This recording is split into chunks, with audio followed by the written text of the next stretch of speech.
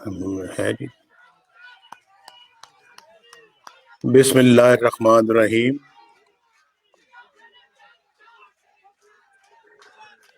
محترم راجہ ظفر الحق صاحب،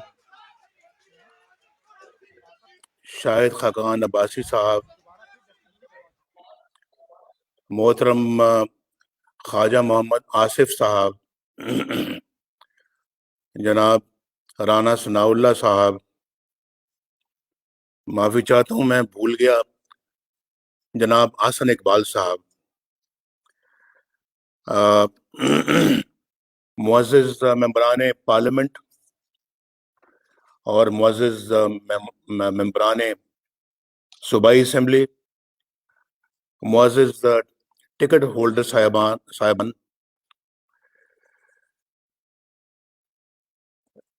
مجھے آج بہت خوشی ہے کہ میں آج آپ سب سے مخاطب ہوں۔ بڑی شدید خواہش تھی کہ میں آپ سے بات کرتا۔ کافی عرصہ ہو گیا کہ میں نے آپ کو دیکھا ہے، ملاقات ہوئے بہت عرصہ ہو گیا ہے۔ جب سے آپ ممبر منتخب ہوئے ہیں قومی اسمبلی کے یا صوبائی اسمبلیوں کے یا پھر سینٹ کے بھی، تو میرا خیال ہے کہ بہت ہی کم آپ سے میری ملاقات ہوئی ہے، یا شاید نہیں ہوئی ہے، کیونکہ میرا وقت زیادہ جیلوں میں گزرا ہے، اور مریم بھی آپ کے ساتھ یہاں پہ بیٹھی ہے، تو وہ بھی جیلوں میں کافی وقت گزار چکی ہے۔ اور پھر یہاں پہ شاہد خاقان عباسی صاحب بھی ہیں، یہاں پہ ہمارے رانا ثناء اللہ صاحب بھی موجود ہیں، اور بھی دیگر ہمارے دوست اور ساتھی یہاں پہ موجود ہیں جن کا کافی وقت جیلوں میں گزرا ہے۔ تو مجھے سمجھ نہیں آتی کہ پاکستان کے اندر کیا نظام ہے، اور اس پاکستان کو کیا تھا اور کیا سے کیا بنا دیا ہے۔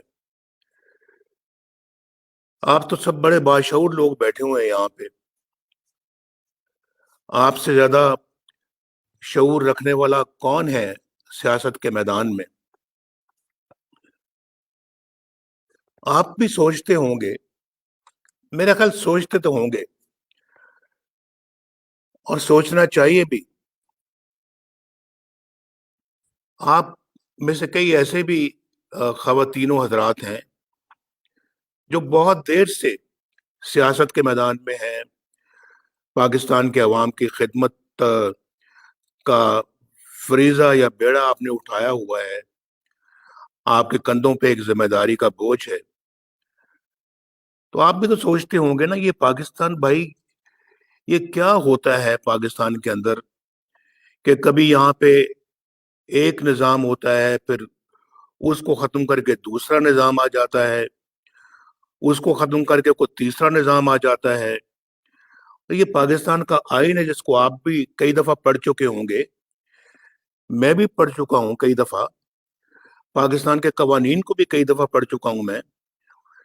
تو اس آئین کے مطابق نہ پارلیمنٹ کو چلنے دیا جاتا ہے، نہ عدلیہ کو چلنے دیا جاتا ہے، اور نہ ہی اپنا پاکستان کے کئی دوسرے ادارے ہیں ان کو چلنے دیا جاتا ہے، اور ایسی کچھ طاقتیں ہیں جو اس پہ مکمل طور پہ حاوی ہو جاتی ہیں۔ آپ زیادہ دور نہ جائیں، 2017 میں یہ پاکستان کی خدمت کا ہم اپنا جو ہے وہ فریضہ انجام دے رہے تھے، اور میں ہی اس فریضے کو ہیڈ کر رہا تھا، پاکستان کا وزیر اعظم تھا۔ یک کیا ہو گیا بھائی، کیا ہوا کہ مجھے بالکل مکھن سے بال کی طرح سے نکال کر تو باہر پھینک دیا گیا۔ कुछ आपको समझ आती है तो आती होगी, मुझे तो समझ नहीं आती, और अगर आपको समझ आती तो आप मुझे समझा दें। लेकिन ये हकीकत है, ये हकीकत है। और फिर एक वज़ीर आज़म को आप निकाल रहे हैं, कोई माकूल वजह हो तो भाई मैं भी कहूँ जनाब बिल्कुल माकूल वजह थी, मुझसे ये अगर सलूक हुआ है तो यार उसके पीछे एक बैकग्राउंड है, माकूल जवाज है, जस्टिफिकेशन है, माकूल रीजन है, और जिसको कि जुटलाया नहीं जा सकता। तो मैं कहता जी कि ठीक है, इसमें अपना मेरा भी कसूर है भाई, मैं भी मुजरिम हूँ, और मैं भी आंसरेबल हूँ। तो अगर ये फैसला मेरे खिलाफ आया तो ठीक है भाई, अ, मुझे अपने किए की सजा मिली है। लेकिन क्या ये बात आपकी समझ में आती है कि एक शख्स को इसलिए आप वजारत उज़्मा के मनसब से आप निकाल बाहर करें कि उसने अपने बेटे से तनख्वाह नहीं ली, कि उसके पास एक इकामा था, और इकामा भी मुझे क्या जरूरत थी भाई इकामे की? अगर 1999 में मुशर्रफ का मार्शल लॉ ना लगता, 2000 में मैं पाकिस्तान से बाहर हमें ना भेजा जाता, तो बशमूल फैमिली, सारी फैमिली, तो मुझे बताएं मुझे क्या जरूरत थी किसी जगह का अकामा लेने की? तो वहां रहने के लिए तो एक अकामा लाजमी था, जो कि सऊदी अरब अ, जाने के फौरन बाद जो है हमने बनवाया। तो उसके बाद फिर पाकिस्तान तो 7 साल मुझे नहीं आने दिया गया, और आप इस बात के गवाह हैं। 7 इयर्स, 2000 में मैं जाता हूँ, 2007 में वापस आता हूँ। पहले आने की कोशिश की, एयरपोर्ट को सील कर दिया, पिंडी शहर को सील कर दिया, सारी सड़कों को सील कर दिया, आप लोगों को घरों में नजर बंद कर दिया, आप लोगों को एयरपोर्ट पे नहीं आने दिया। उसके बाद फिर मुझे वापस भेज दिया गया, और और पूरे जहाज खड़ा था, 7 जो है वो 777, उसमें मैं अकेला बैठा हूँ, और मुझे सऊदी अरेबिया दोबारा जद्दा भिजवा दिया गया। और फिर जाहिर फिर मुझे कहते हैं कि इकामा क्यों था आपके पास? तो क्या मैं इकामा के बगैर फिर मैंने बाहर रहना था? तो मैंने उससे पहले तो जिंदगी में कभी मेरे पास कोई इकामा नहीं था, ये पहला मौका है कि मेरे पास इकामा था। और उसमें इकामा था जनाब, बेटे से तनख्वाह नहीं ली, भाई नहीं ली, ली मेरी मर्जी, नहीं ली मेरी मर्जी। ये कौन सी वजह है भाई, क्या जवाज है? क्या मुझे वजारत उज़्मा की सीट से, मनसब से निकाल के बाहर कर दें, और आज मुल्क का ये हशर करें जो आप देख रहे हैं, जो आपकी आंखें देख रही हैं, मैं देख रहा हूं, आप भी देख रहे हैं। आप तो बड़े बाशऊर लोग यहाँ बैठे हुए हैं ना। आप जरा बता दें मुझे कि 2017 का पाकिस्तान आज 2020 के मुकाबले में कैसा लगता है आपको? कैसा लगता है आपको? मैं जानना चाहता हूं। आज पाकिस्तान के 22 करोड़ अवाम को वो पाकिस्तान जो 2017 का पाकिस्तान था, आज ये तब्दीली वाले पाकिस्तान के मुकाबले में कैसा लगता है? ये तब्दील शुदा पाकिस्तान आपको अच्छा लगता है? 22 करोड़ अवाम, पाकिस्तान के मेरे 22 करोड़ अवाम, मुझे बताओ, या वो पुराना पाकिस्तान आपको अच्छा लगता है?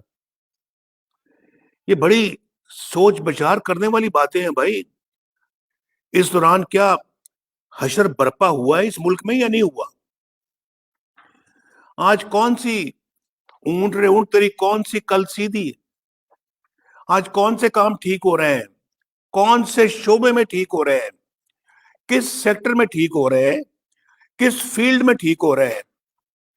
पूछो किसी से जाके, जाओ जाके काश्तकार से पूछो, وہ سکون کی نیند سوتا ہے؟ کسی صنعتکار سے پوچھو، وہ رات کو سکون کی نیند سوتا ہے؟ کسی مزدور سے پوچھو اس پہ کیا گزر رہی ہے؟ کسی سرکاری افسر سے پوچھو، ایماندار سرکاری افسر سے پوچھو اس پہ کیا گزر رہی ہے، وہ کس حال میں ہے، وہ زندہ ہے یا مر رہا ہے؟ دن رات اس کو فکر کھائے جا رہی ہے کہ میرا اور میرے بچوں کا کیا مستقبل ہوگا۔ بھائی یہ صورتحال 2017 میں نہیں تھی، 2016 میں نہیں تھی، اس سے پہلے نہیں تھی۔ ہاں، 2013 میں جب ہم آئے تو پاکستان میں لوڈ شیڈنگ عروج پر تھی۔ ہاں، جب ہم آئے 2013 میں پاکستان میں دہشت گردی عروج پر تھی۔ آپ وٹنس ہیں اس سب باتوں کے، آپ تو اسمبلی کے اندر بیٹھے ہوئے تھے، اور جو اسمبلی سے باہر جو ٹکٹ ہولڈرز جو نہیں الیکشن جیت سکے وہ بھی اس بات کا مشاہدہ کر رہے تھے۔ آپ تو بہت اچھی طرح جانتے ہیں۔ اور پھر میں 2018 سے لے کے اس بات کا خود مشاہدہ کرتا رہا ہوں، جب میں جیل میں تھا میں مشاہدہ کرتا رہا ہوں، دیکھتا رہا ہوں۔ تو میں آپ سے عرض کر رہا ہوں کہ یہ پچھلے 2017 سے لے کے 2020 تک حالات یکسر بدل گئے۔ اور پھر دیکھیں کہ آج میں پوچھ رہا تھا آپ سے، غریب مزدور ہے جو بیچارہ، یہ جو کل سرکاری افسروں نے جو پروٹیسٹ کیا ہے، احتجاج کیا ہے، بھائی انہوں نے ان کے جذبات کو کوئی آج سمجھ رہا ہے؟ اس حکومت سے تو مجھے کوئی توقع نہیں ہے، لیکن کم از کم میں ضرور سمجھنے کی کوشش کر رہا ہوں، اور آپ کو بھی یہ سمجھنے کی کوشش کرنی چاہیے۔ ان کو آج 2 وقت کی روٹی میسر نہیں ہے، 2 وقت کی روٹی میسر نہیں ہے۔ میں نے اپنے لوگوں کو کہا، میں نے کہا دیکھو یار، مجھے کچھ صحیح بنا کے دو۔ میں نے پچھلی دفعہ بھی کہا تھا، میں نے کہا کہ یہاں پہ ایسے بھی لوگ ہیں، ایسے گھر ہیں جو اب روٹی جو ہے وہ پانی کے ساتھ، اس میں چاہے مرچیں ملا لیں یا نمک ملا لیں، پانی ڈبو کے روٹی کا نوالا کھاتے ہیں۔ جب نوبت یہاں پہنچ جائے میرا اور آپ کا، پھر میں سمجھتا ہوں کہ چین سے بیٹھنا حرام ہو جاتا ہے۔ یہ کسی طرح سے بھی ہم پھر اپنے آپ کو جو ہے وہ جسٹیفائی نہیں کر سکتے کہ ہم چین سے بیٹھے رہیں اور لوگ پانی کے اندر اپنا نوالا ڈبو کے تو کھانا کھائیں اور اپنے بال بچوں کا پیٹ بھریں۔ میرا خیال ہے کہ پھر جب تک کہ آپ ان کی زندگیوں کے لیے سدھارنے کے لیے، ان کے بچوں کی زندگیوں کے مستقبل کو سدھارنے کے لیے جب تک آپ باہر نہیں نکلیں گے، یا میں نہیں بولوں گا، آپ نہیں بولیں گے، آواز نہیں اٹھائیں گے، تو سب سے بڑے مجرم پر ہم ہوں گے، گناہ گار بھی ہم ہوں گے۔ یہ فرق دیکھیں پچھلے 2-2.5 سالوں میں کتنا پیدا ہو گیا ہے۔ اور یہ کہتے تھے کہ ہم جناب، جنہوں نے کہا تھا کہ ہم 1 کروڑ نوکریاں دیں گے، عوام کو 1 کروڑ نوکریاں دیں گے، انہوں نے 1.5 کروڑ لوگوں کو بے روزگار کر دیا ہے۔ یہ میں آپ کو صحیح کہہ رہا ہوں، آپ کو یہ میں جو فگرز بتا رہا ہوں، یہ میں سوچ سمجھ کے مشورہ کر کے، اقتصادی مشیروں سے مشورہ کر کے، ڈار صاحب بھی یہاں موجود ہیں، ان سے میں نے بات کر کے مشورہ کر کے، کیونکہ وہ بھی اس میں بہت زیادہ ان کا مطالعہ ہے، تو پوچھ کے میں سارا کچھ میں آپ کو بتا رہا ہوں۔ یہ کہتے تھے ہم 50 لاکھ گھر دیں گے، 50 لاکھ گھر دیں گے۔ مجھے کوئی بتائے آج پاکستان میں کوئی، یہاں پہ 22 کروڑ آدمیوں میں سے، کہ کسی کو کوئی ایک گھر بھی ملا ہے؟ یا انہوں نے کوئی ایک گھر بھی بنا کے کسی کو پیش کیا ہے؟ 50 لاکھ 5 سالوں میں! بھائی ایسے ایسے ملک، ترقی یافتہ ملک جو 20 سالوں سے 30 سالوں سے جو گھر بنانے میں لگے ہوئے ہیں، انہوں نے آج تک 50 لاکھ نہیں بنا سکے. یہ 50 لاکھ گھر 5 سال میں بنا کے دے دے گا. مجھے سمجھ نہیں آتی، انہوں نے اتنے بڑے بڑے وعدے کیے اور کھودا پہاڑ اور نکل رہا ہے چوہا. اور ہر بات پہ یو ٹرن، ہر بات پہ یو ٹرن، ہر بات پہ یو ٹرن. ہم قرضے نہیں لیں گے، ہم مر جائیں گے، آئی ایم ایف سے قرضے نہیں لیں گے. لیے قرضے. ہم خودکشی کر لیں گے قرضے لینے سے پہلے. خودکشی تو کوئی نہیں ہوئی، قرضے لے لیے بہت. اور اس کے بعد قرضے لینے کے باوجود روپے کی قدر کو مٹی میں ملا دیا ہے. ہمارے زمانے میں the rupee was stable, the rupee remained stable. 100 روپے کا روپیہ تھا جب ہم نے باغ دوڑ سنبھالی ہے ملک کی. اور جب مجھے نکالا گیا تم 103 روپے یا 104 روپے تھا. کیوں ڈاکٹر صاحب؟ 104. ڈاکٹر صاحب کہتے 104 روپے کا تھا. 4 سالوں میں روپے کی قدر صرف 4 روپے گری. 4 روپے. اور اب پچھلے 2.5 سالوں میں کتنا بتائیں ذرا؟ 65 روپے پچھلے 2 سالوں میں گرا ہے.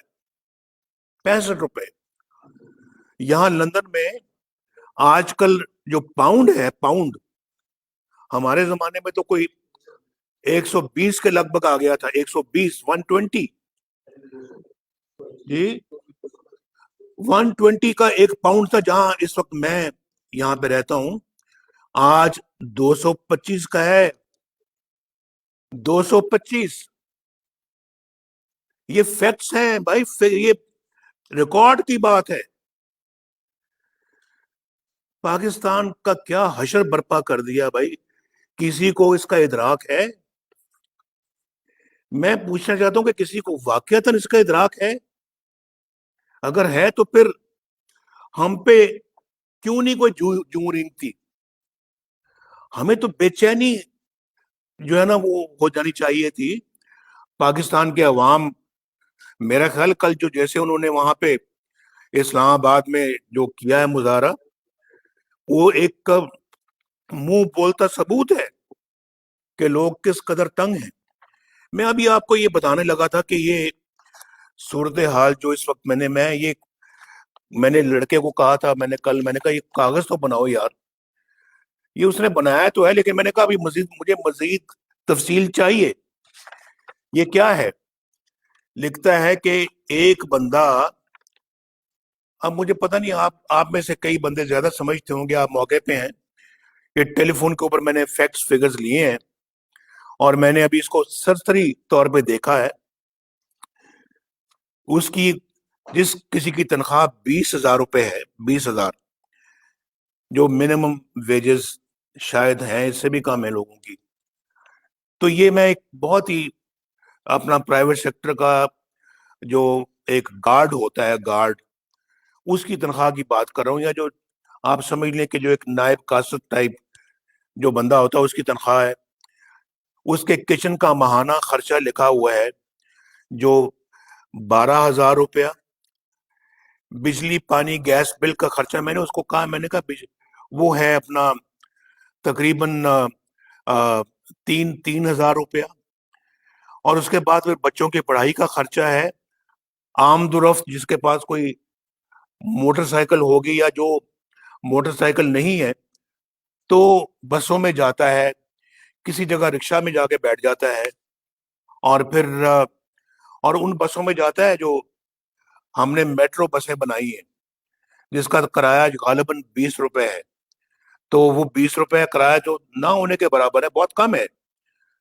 افسوس تو اس بات کا کہ انہوں نے اورنج ٹرین کو بھی روک دیا ہوا ہے. وہ بھی عمران خان کے بغض کا شکار ہو گئی ہے، ورنہ وہ بھی آج وہ رواں دواں ہوتی، غریبوں کی خدمت کر رہی ہوتی، لیکن اس کو انہوں نے اس کا گلا گھونٹ دیا ہے، چلنے نہیں دیا، اس کا بھی گلا گھونٹ کے رکھ دیا ہے۔ اور اپنی جو وہاں پہ پشاور میں میٹرو بس بنائی ہے انہوں نے، بی آر ٹی، اس کی اتنی لاگت بڑھ گئی ہے کہ مجھے سمجھ نہیں آتی، اور کہ بھی یہ کس طرح سے اس کو پیسے دیتے جاتے رہے ہیں وہاں پہ۔ اس کی جو ہے وہ کورٹ کے اندر اس کو رکوا دیا ہے، کیس کو رکوا دیا ہے۔ جب سب ٹھیک اگر ہے تو کیس کو کیوں رکوا دیا آپ نے؟ اس میں مجھے یاد آ رہا ہے کہ فارن فنڈنگ کیس کو رکوانے کے لیے انہوں نے اپنا کئی جگہوں پہ گئے ہیں کہ اس کی سنوائی نہیں ہونی چاہیے۔ بھائی اگر آپ کے دامن صاف ہے، ہاتھ صاف ہے، تو کیوں رکوا رہے ہیں آپ؟ آنے دیں، چلنے دیں۔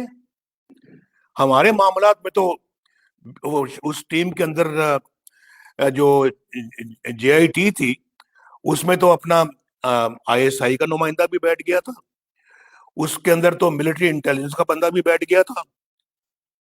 یہاں پر انکوائری نہیں چلنے دی جاتی، اور پھر جے آئی ٹی نے جو پیش کیا ہمارے خلاف وہ آپ کے سامنے ہے۔ اچھا، اگر اذان 2 منٹ خاموش ہو جاتا ہوں، اذان ہو جائے اس کے بعد پھر ہم شروع کرتے ہیں۔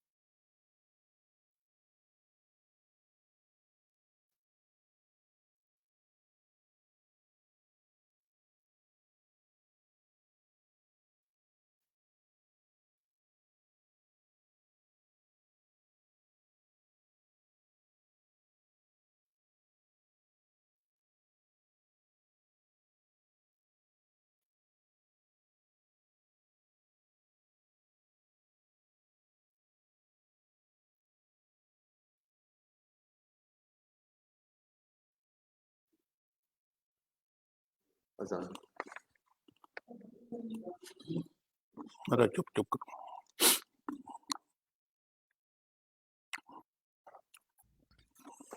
تو میں آپ کو بتا رہا تھا،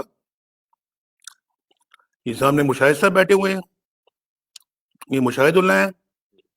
مشاہد صاحب السلام علیکم۔ مجھے پتہ لگا کہ اپنا آپا نجمہ حمید بھی آئی ہوئی ہیں، میرا ان کو بھی سلام۔ سینئر ترین ہماری ماشاءاللہ وہ پارلیمنٹیرین ہے، تو میرا ان کو بھی سلام۔ باقی بھی معزز خواتین ممبران کو بھی سلام، تو تمینہ آپا کو بھی بہت سلام۔ میں عرض کر رہا تھا کہ یہ ہے وہ آمد و رفت، کرایہ، دوائی، کتابیں، جو 34,000 روپے بن جاتا ہے۔ اب آپ مجھے بتائیں کہ 20,000 روپے آدمی جو کماتا ہے تو وہ 34,000 روپے کا خرچہ کہاں سے کرے گا؟ یہ بڑی سوچ بچار والی باتیں ہیں۔ اور کل اگر وہ وہاں پروٹیسٹ کرے تو کہ بھائی کوئی اس میں حیرانگی والی بات نہیں ہے۔ ان کے ساتھ بہت ظلم اور زیادتی ہو رہی ہے۔ میں آج اپنی تقریر کو بہت لمبا نہیں کرنا چاہتا، لیکن میں یہ بتانا چاہتا ہوں کہ یہ بڑے ڈیفائننگ مومنٹ سے ہم گزر رہے ہیں۔ یہ ڈیفائننگ مومنٹس ہیں۔ ڈیفائننگ مومنٹس آپ مجھ سے زیادہ بہتر سمجھتے ہیں۔ پاکستان کے اندر ہمیں رہتے ہوئے مجھے تو 70 سال ہو گئے ہیں، کیونکہ میری عمر جو ہے وہ 70 سال ہو گئی ہے، اور اس سے بھی زیادہ عمر کے لوگ ہیں۔ اور پھر آج تک پاکستان کے اندر جو ہے، جو اصل پرابلم ہے پاکستان کی، جس کی وجہ سے آج اس قوم کو 22 کروڑ عوام کو یہ دن دیکھنا پڑ رہا ہے، اس کے اصل کازز، اصل وجوہات یا روٹ کاز جو ہے،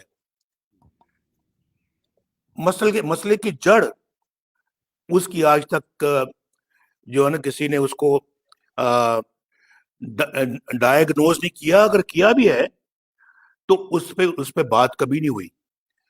لیکن میں سمجھتا ہوں، میں ایک پاکستانی ہوں، اور میرا پاکستانی ہونے کی حیثیت سے میرا حق ہے، میرا فرض ہے کہ میں اس کو آئیڈینٹیفائی کروں. اور میں نے اس کو آئیڈینٹیفائی کرنے کا فیصلہ کر کے، سوچ سمجھ کر، میں نے 20 سپٹمبر کو اے پی سی کے سامنے اپنی گفتگو کی تھی. آل پارٹیز کانفرنس کے سامنے میں نے کھل کر پاکستان کے اس روٹ کاز کا میں نے ذکر کیا تھا کہ اصل میں مسئلہ کیا ہے، کہاں ہے خرابی، اور جڑ کیا ہے خرابی کی. اس کو میں نے آئیڈینٹیفائی کیا تھا، اور میں اس میں کوئی ایمبیگوٹی نہیں رکھنا چاہتا، نہ مجھے ایمبیگوٹی رکھنی آتی ہے اور نہ میں رکھنا چاہتا ہوں. میں نے بالکل صاف طریقے سے، شفاف طریقے سے بات قوم تک پہنچائی.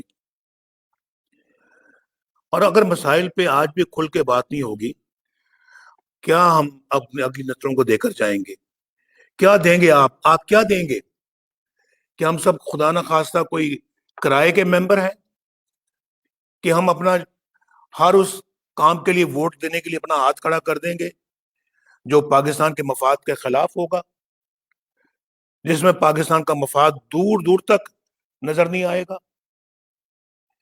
یہ ایسا نہیں ہو سکتا بھائی، ایسا نہیں ہو سکتا. ہم غلام بن کے اس ملک میں نہیں رہ سکتے. ہم کوئی گائے بھینسے نہیں ہیں، بھیڑ بکریاں نہیں جو ہے ہانکنے کے لیے جہاں مرضی چاہو لے جاؤ.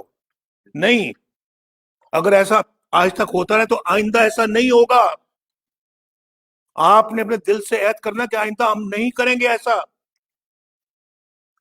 ہم اپنی اگلی نسل اپنے دشمنوں کے حوالے نہیں کر سکتے، ان کو تباہ و برباد نہیں کر سکتے. یہ نہیں ہوگا، آئندہ نہیں ہوگا.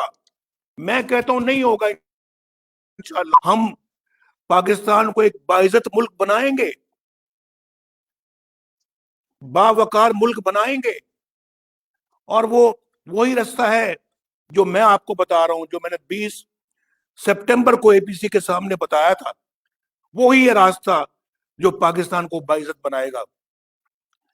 یہ نئے پاکستان کی بات کرنے والے کہ سبز پاسپورٹ کی عزت کروائیں گے، جی سبز جھنڈے کی عزت کروائیں گے. ہم پاکستان کو ایک باوقار ملک بنائیں گے. جو مافیا مانگ رہے ہیں $1 بلین جا کے دوسرے ملکوں سے ہاتھ پھیلا کے، جھولی پھیلا کے مانگ رہے ہیں، یہ پاکستان کو باعزت بنائیں گے. یہ سبز پاسپورٹ کو عزت دلائیں گے. اور سبز پاسپورٹ کو اللہ کے فضل و کرم سے عزت تو ہم نے ایک مرتبہ نہیں، کئی مرتبہ دلائی ہے. اگر اس ٹریک پہ ہم چلتے رہتے، ہمیں ڈسٹرب نہ کیا جاتا، آج پاکستان ترقی کی بلندیوں کو چھو رہا ہوتا. سبز پاسپورٹ کی عزت اس دن ہوئی تھی جب پاکستان نے ایٹمی دھماکے کیے تھے. سبز پاسپورٹ کی عزت اس وقت ہو رہی تھی جب ملک میں موٹر ویز بن رہے تھے. آج آپ پاکستان کے طول و عرض سے یہاں پہ آگے بیٹھے ہوئے ہیں، بتائیں کس نے پشاور سے لے کے آج رحیم یار خان تک، اور پھر رحیم یار خان سے سکر تک 6 لین موٹر وے بنائی؟ کس نے بنائی؟ یہ ہزاروں کلومیٹر کا فاصلہ، یہ موٹر وے کس نے تعمیر کی ہے؟ یہ اپنا تبدیلی والوں نے، یا یہ جو آپ لوگوں نے اللہ کے فضل و کرم سے ایک سیکٹر بیچ میں رہ گیا جو سکر سے حیدرآباد تک. اگر ہم رہتے، مجھے परमिट पे और तनख्वाह ना लेने पे ना निकाला जाता, मैं वो भी मुकम्मल करके जाता। वो भी मुकम्मल कर लेते हम 2018 तक, और फिर कराची हैदराबाद तो पहले ही मुकम्मल हो चुका हुआ है। और मेरा मंसूबा था कि हम कराची हैदराबाद के लिए एक अलहदा मोटरवे भी बनाए, नेशनल हाईवे के अलावा एक अलहदा मोटरवे बनाए।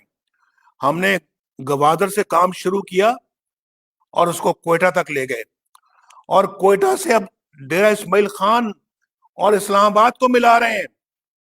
आपको शायद मालूम होगा, नहीं तो जाके देखें।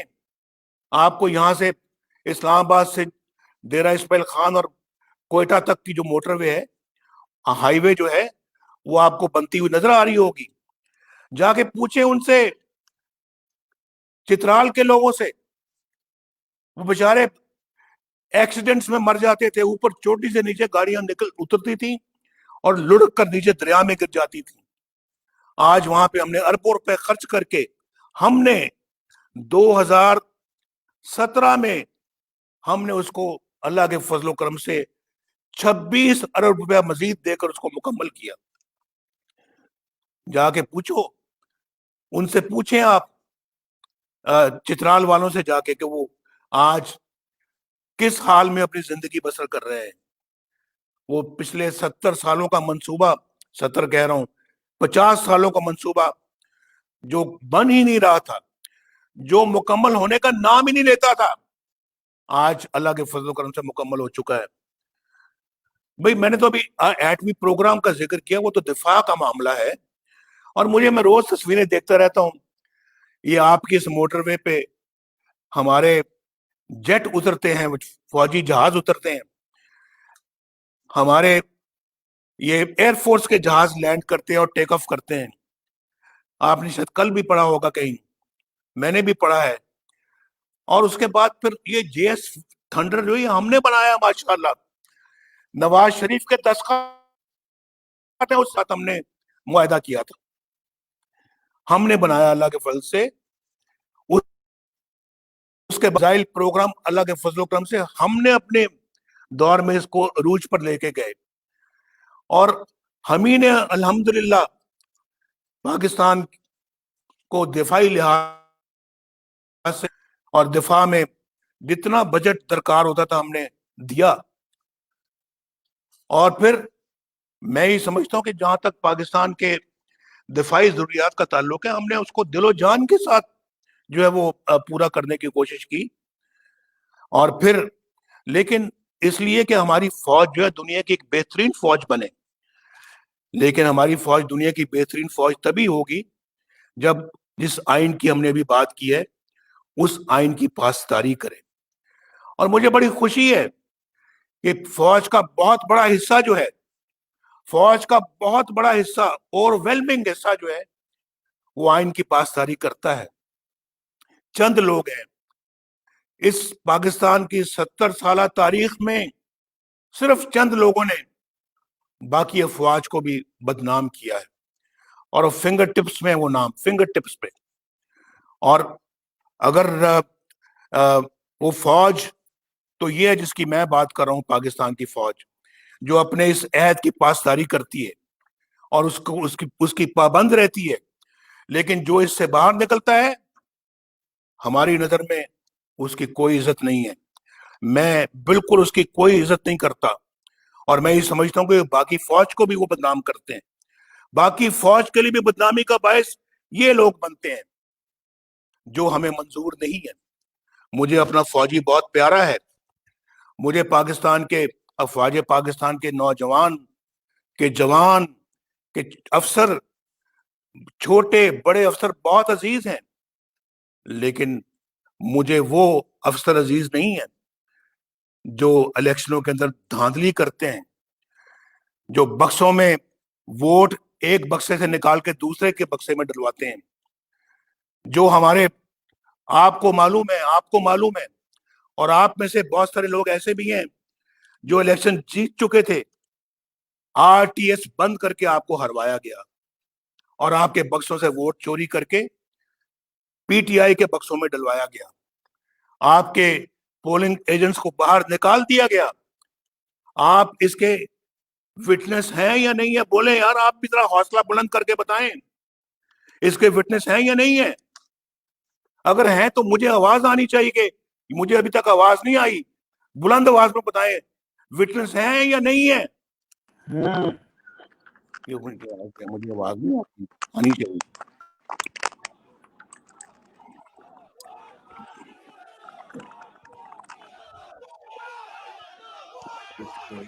اس پوائنٹ پہ ویڈیو پہلی ویڈیو یہ آپ نے وہی بات ہے.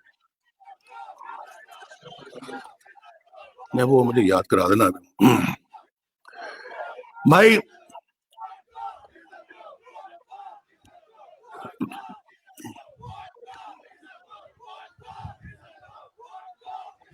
بس اگر ووٹ کو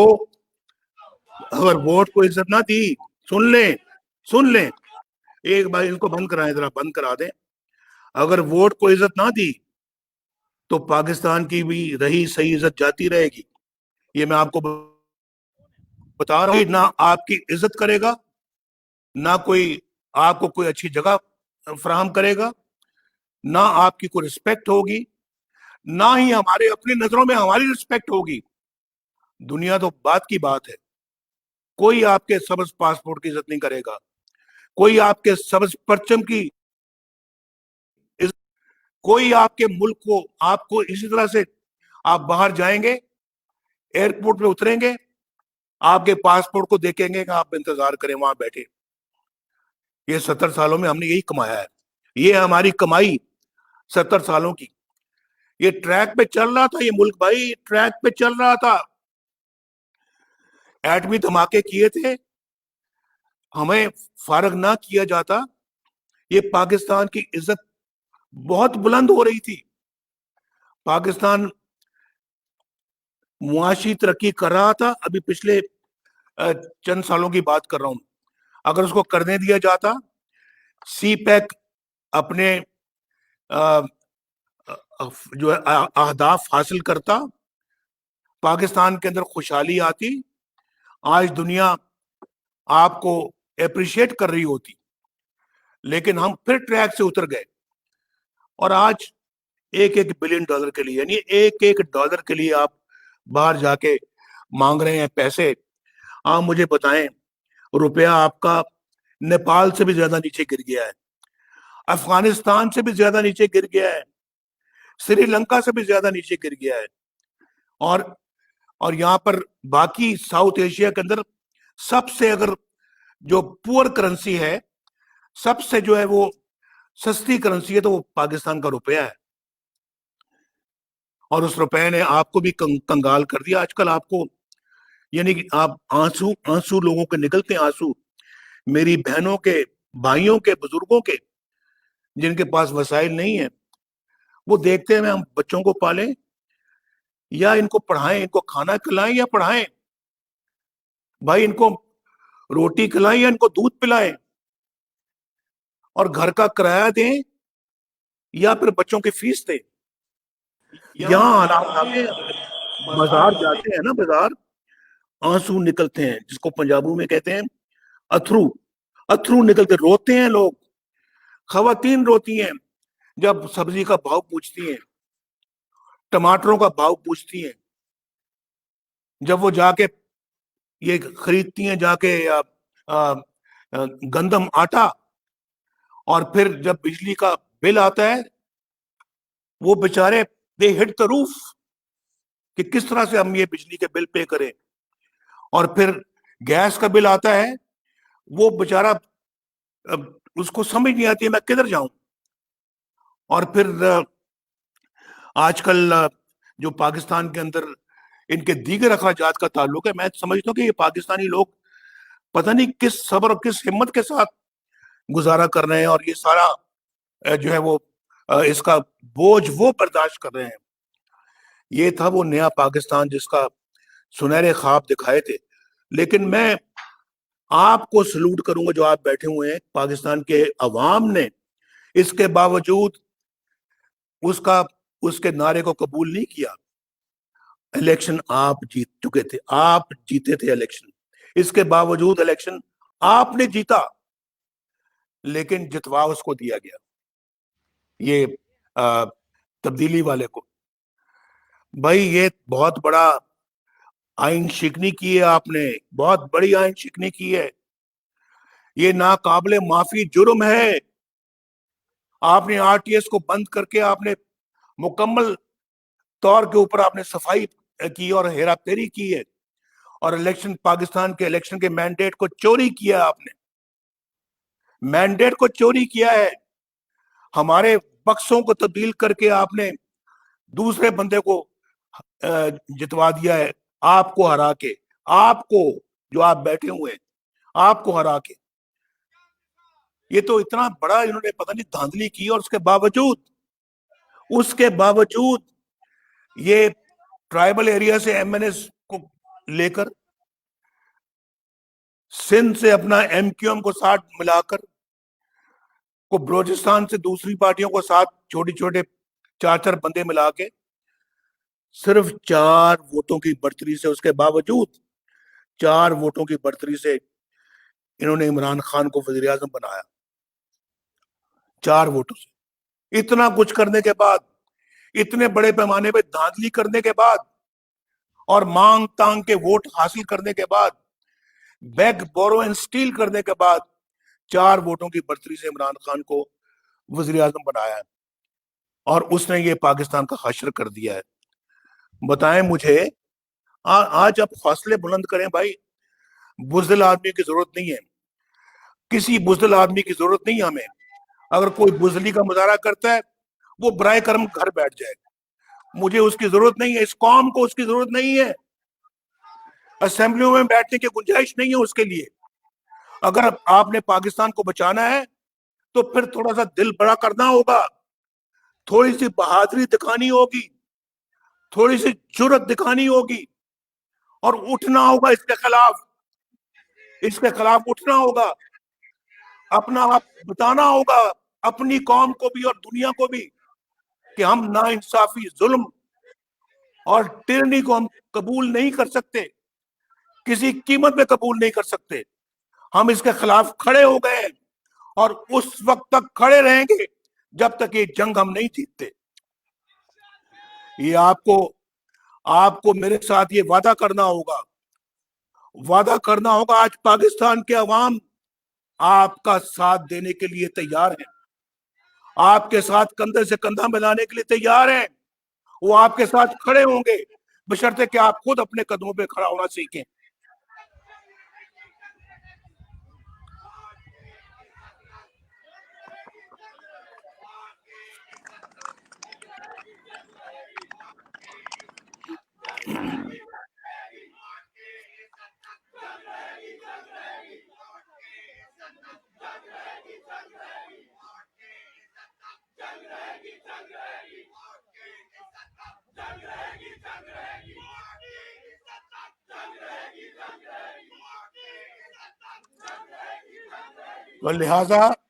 لہذا بس اب بیٹھ جائیں.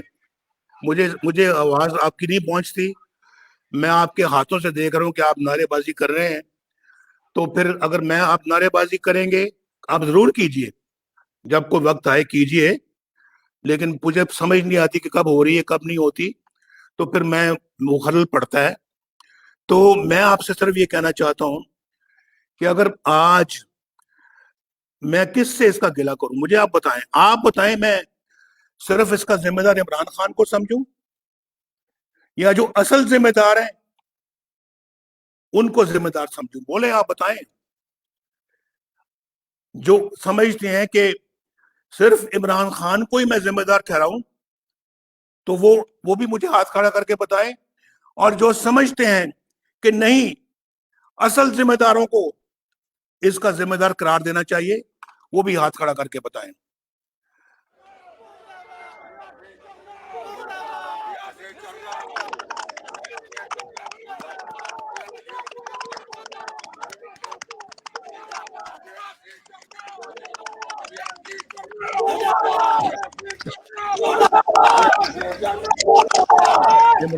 عمران بس عمران خان کو لانے والوں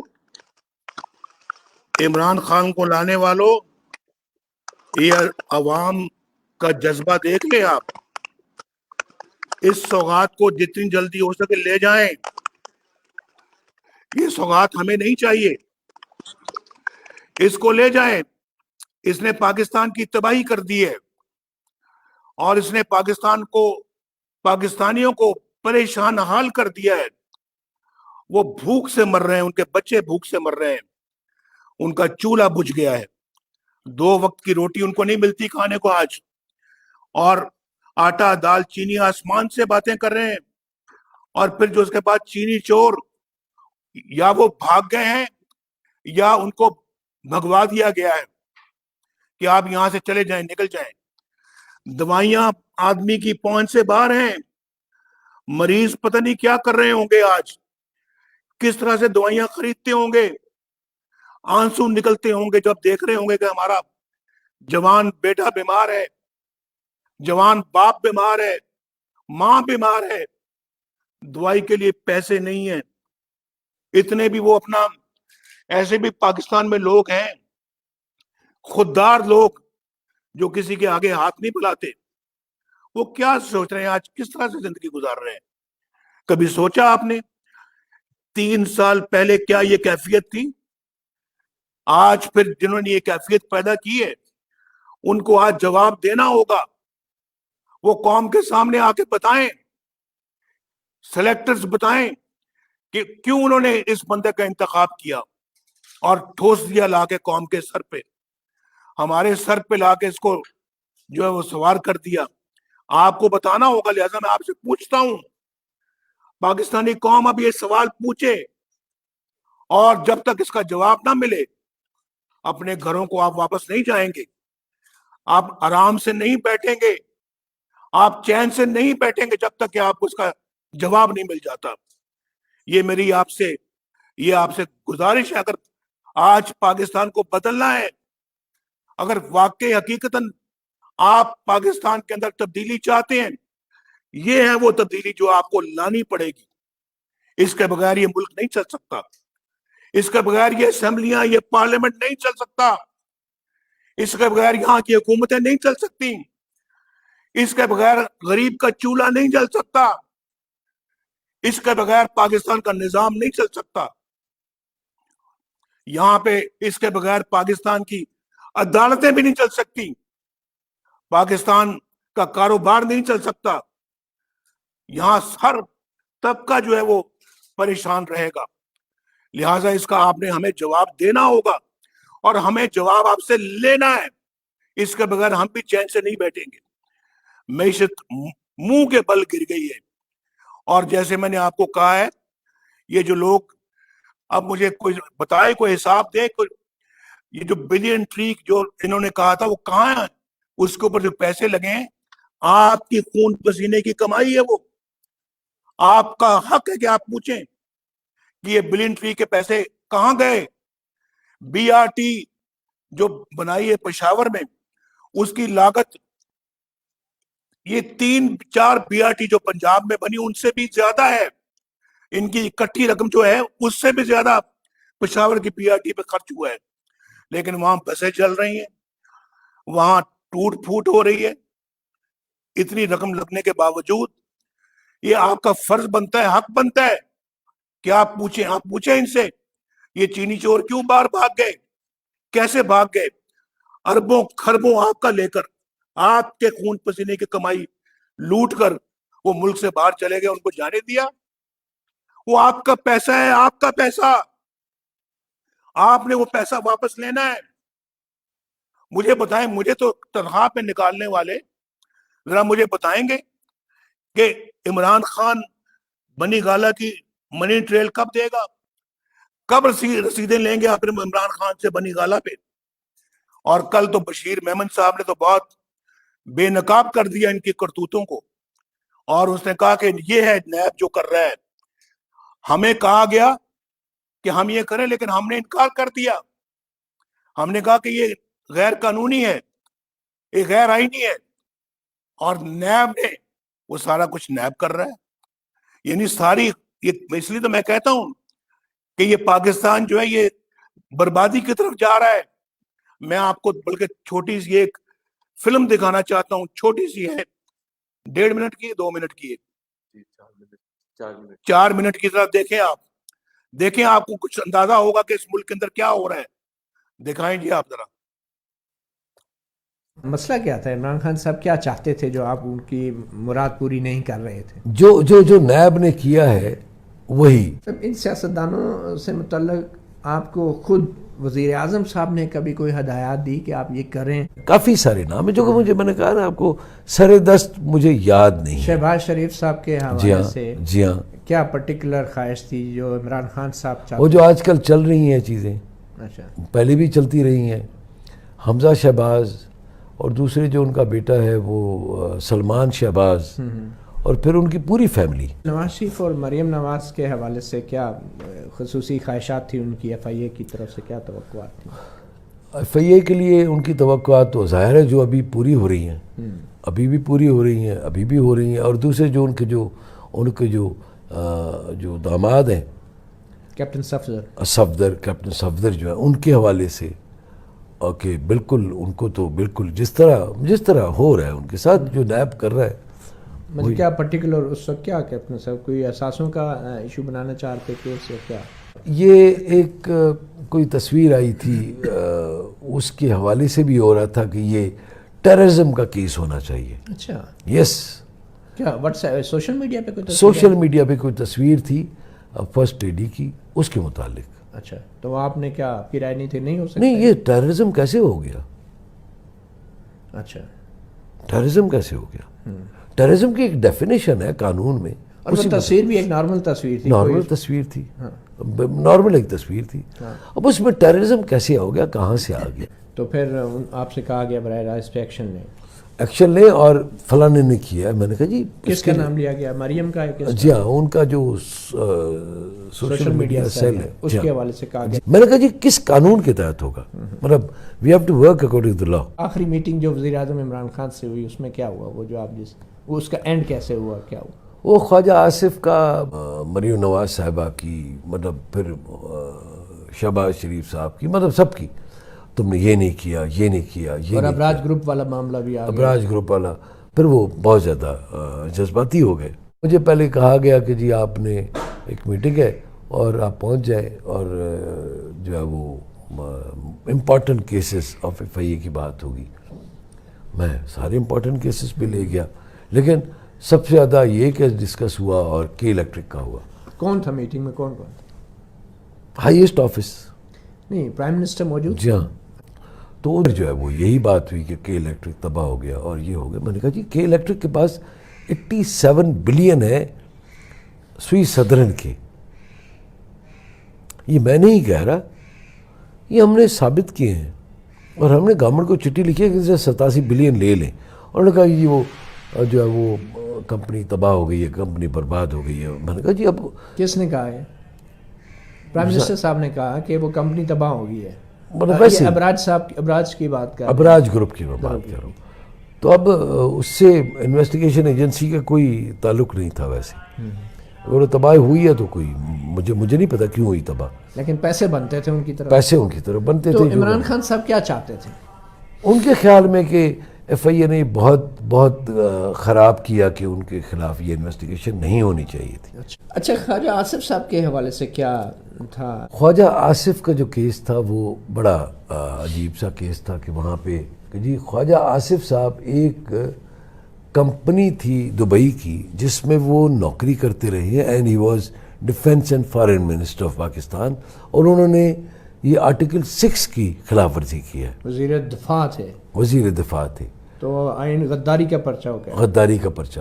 اب اس کی انکوائری کے لیے, اب میں آپ کو بتاتا ہوں, مطلب میں یہ نہیں کہتا ہوں کہ, لیکن اس کے لیے ایویڈنس ہمیں چاہیے ہوتا ہے. نہیں, ایویڈنس تھا کیا؟ اویلیبل ایویڈنس کیا تھا؟ کچھ بھی نہیں. اور کیا گلا تھا اس میٹنگ میں؟ یہ جو ہے مسلم لیگ فیملی, جتنے بھی نواز شریف کی فیملی ہے, ان سب کو یہ کیا تم نے, یہ نہیں کیا, وہ نہیں کیا, ان کو چھوڑا, یہ کیا. کیا کہا بغیر اعجاز شاہ صاحب نے؟ انہوں نے کہا میں کورٹ جاؤں. تو میں نے کہا سر روز کتنے جانا؟ نہیں یہ کیا بات تھی, میں کورٹ کیوں جاؤں, ٹنگے توڑ دو, یہ کر دوں.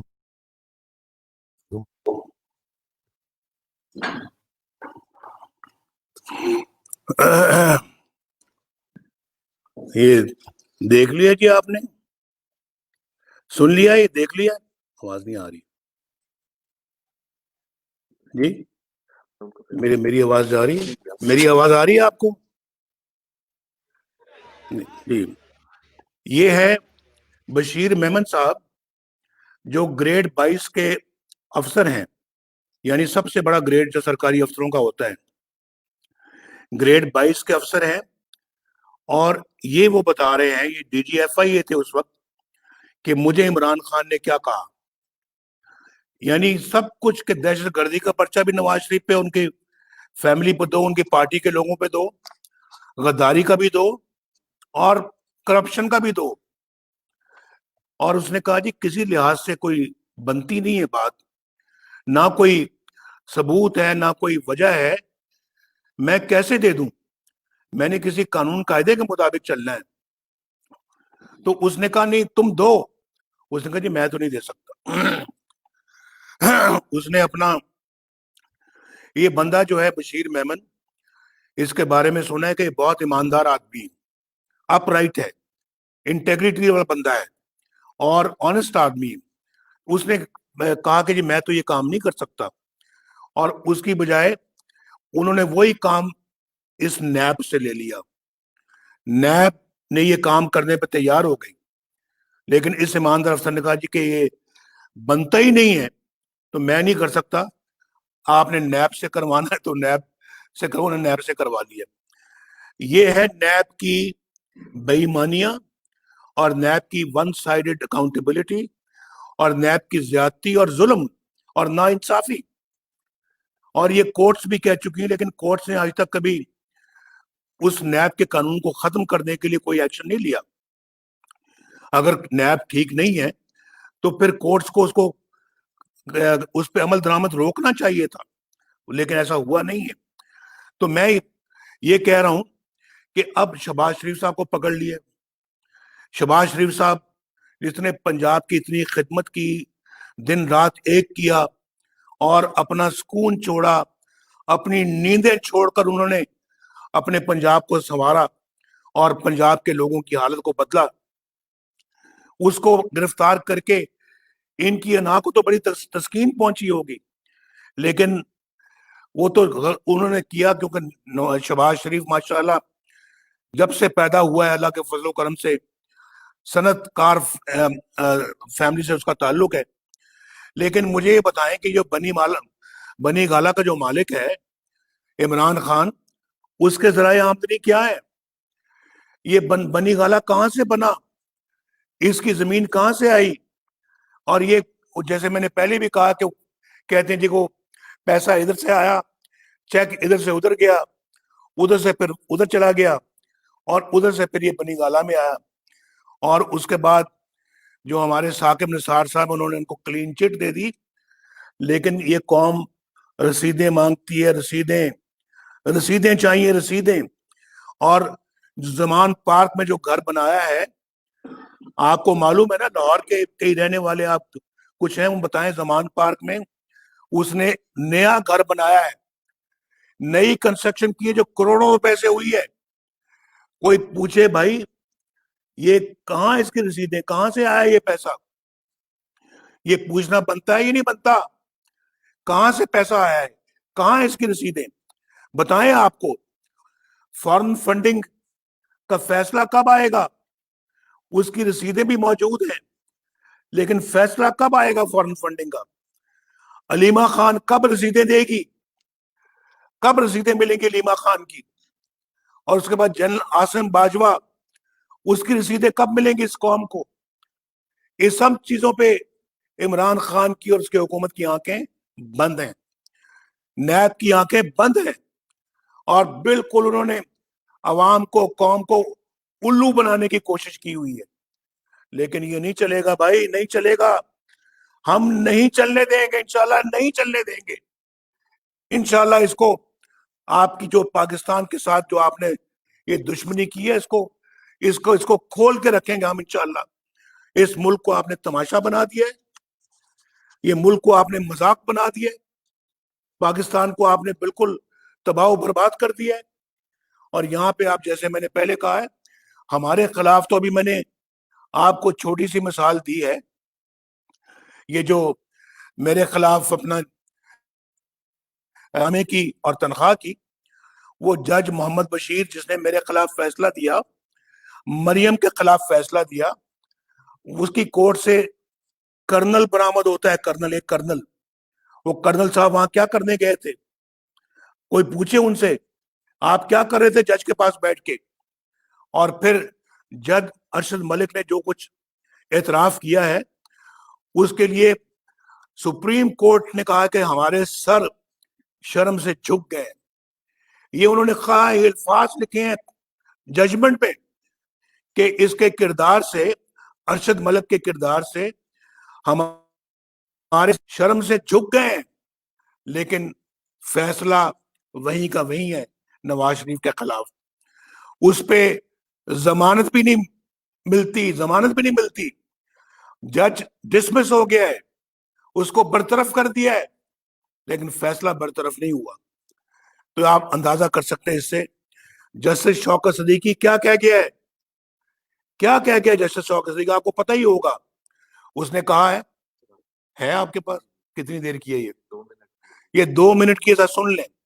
سن لیں ذرا جسٹس شوکت صدیقی کی بات. میں آپ کو گواہ کر کے اپنی بات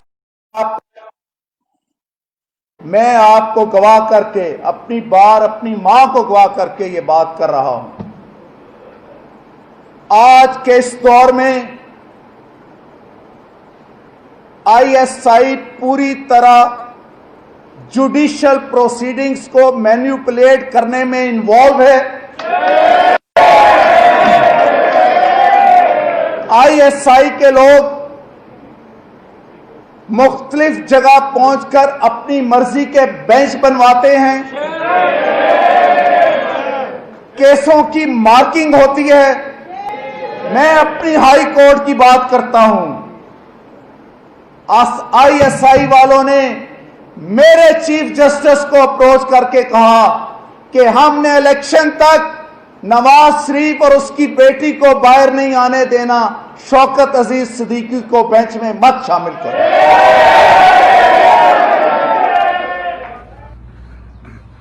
سر آپ کی جج سے ملاقات کیسی رہی؟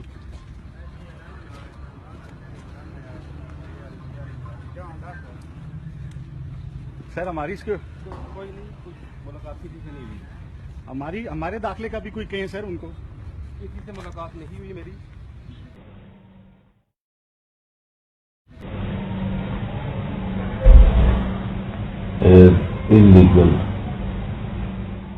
میاں صاحب کو تو 3-4 بندے نہ ہوتے تو میاں صاحب تو چوتھی دفعہ ہی پرائم منسٹر بن جانا تھا.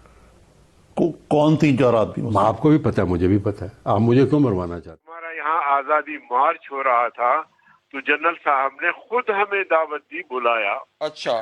تو وہاں جب ہم گئے تو انہوں نے اس بات پہ اصرار کیا کہ مولانا صاحب آپ آزادی مارچ نہ کریں. اچھا. مولانا صاحب ہم جو ہے وہ میاں نواز شریف کے خلاف جو کچھ ہم کر رہے ہیں آپ اس میں مداخلت نہ کریں. سنیں، یہ جملہ ایک منٹ مولانا بڑا اہم جملہ ہے کہ جو کچھ نواز شریف کے خلاف ہم کر رہے ہیں آپ اس سے مداخلت نہ کریں. یہ جو جملہ آپ کو کہا گیا، یہ جنرل باجوہ نے آپ سے کہا؟ جی بالکل.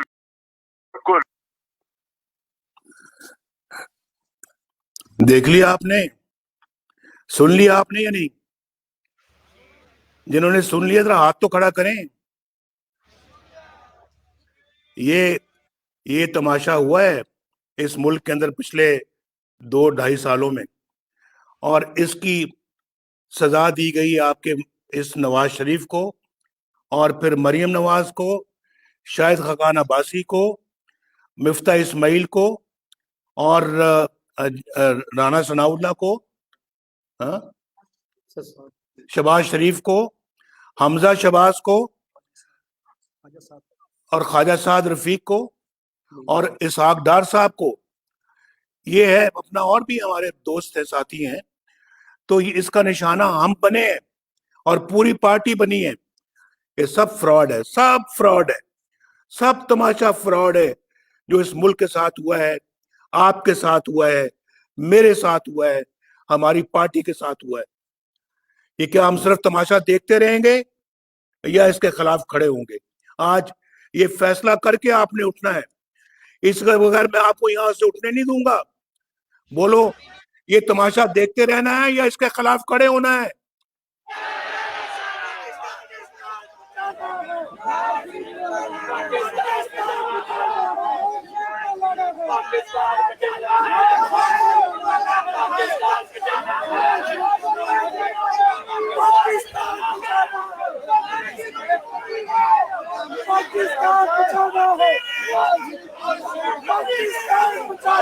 भाई मैं यहीं पे बात अपनी खत्म करता हूँ। मैं यहीं पे अपनी बात खत्म करता हूँ और मैं आपको कहूंगा कि मेरे सामने सिर्फ एक नारा लगा दें और मैं भी उसका जवाब दूंगा। वोट को